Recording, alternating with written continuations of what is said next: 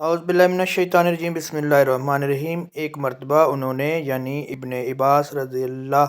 عنہ نے وضو کیا تو اپنا چہرہ دھویا، اس طرح کہ پہلے پانی کے ایک چلو سے کلی کی اور ناک میں پانی دیا، پھر پانی کا ایک اور چلو لیا، پھر اس کو اس طرح کیا یعنی دوسرے ہاتھ کو ملایا، پھر اس سے اپنا چہرہ دھویا، پھر پانی کا دوسرا چلو لیا اور اس سے اپنا دایاں ہاتھ دھویا، پھر پانی کا ایک اور چلو لے کر اس سے اپنا بایاں ہاتھ دھویا، اس کے بعد اپنے سر کا مسح کیا، پھر پانی کا چلو لے کر اپنے دانے پاؤں پر ڈالا اور اسے دھویا، پھر دوسرے چلو سے اپنا پاؤں دھویا یعنی بایاں پاؤں۔ اس کے بعد کہا کہ میں نے رسول اللہ صلی اللہ علیہ وسلم کو اسی طرح وضو کرتے